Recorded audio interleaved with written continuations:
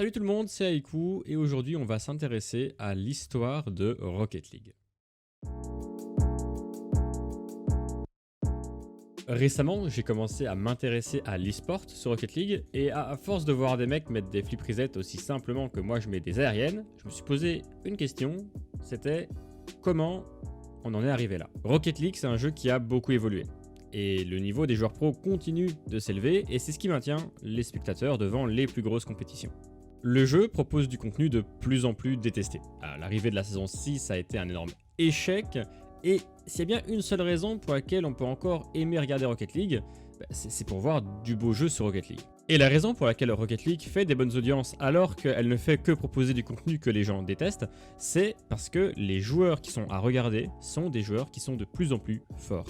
Les joueurs sont de plus en plus réguliers sur des mécaniques qui sont difficiles et ils sont de plus en plus coordonnés sur des ballons qui sont quasiment impossibles à gérer. On peut reprocher beaucoup de choses à Rocket League, mais les grosses compétitions sont gages de divertissement et de surprise. Mais donc, on en revient à ma question, c'est comment on en est arrivé là. Cette vidéo est la première d'une mini-série qui va retracer les mécaniques qui font que Rocket League en est là aujourd'hui.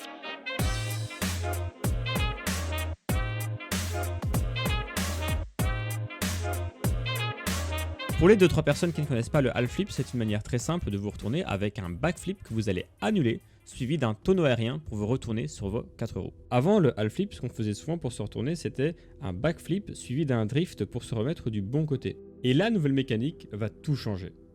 Cette mécanique que tous les joueurs un peu forts connaissent, c'est même plus une mécanique. Tellement elle est simple, c'est devenu un mouvement fondamental de base à maîtriser. Mais du coup là la question c'est mais d'où vient cette mécanique que tout le monde utilise et qui est extrêmement importante encore maintenant? Elle vient de cette vidéo là. Hey, what's up guys? My name's Kazoo, coming at you guys with a quick tutorial for a mechanic I discovered a long time ago. Le 16 janvier 2016, Scott O'Brien, connu à l'époque sous le nom de Kazoo, nous explique comment faire un half flip. Sur cette chaîne qui compte à ce jour 5 vidéos, dont 2 sorties assez récemment, Kazoo va nous expliquer comment faire un half flip et pourquoi il pense que c'est une mécanique qui pourrait être utile dans la compétition.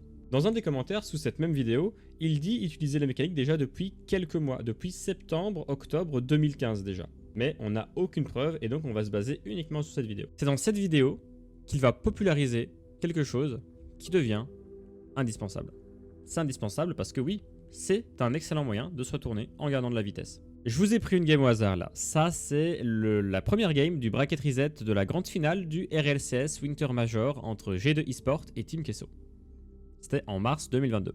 Et on voit que même dans des games à grande tension, qui finissent en 1-0 avec un ballon qui aurait pu être plus que dangereux, on n'oublie pas les fondamentaux. Regardez, pour cette vidéo, on vous a trouvé la toute première finale des RLCS, iBuyPower contre Flipside, où Chronovi va, grâce à un half flip, donner la game 4 à son équipe.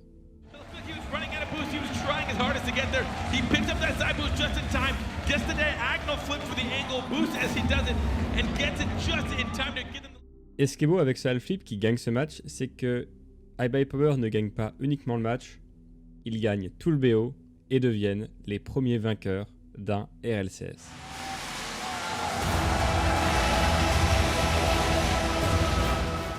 C'est probablement cette finale qui a popularisé le half flip bien plus que le tutoriel de Kazoo, mais je pense qu'on peut quand même dire merci Kazoo.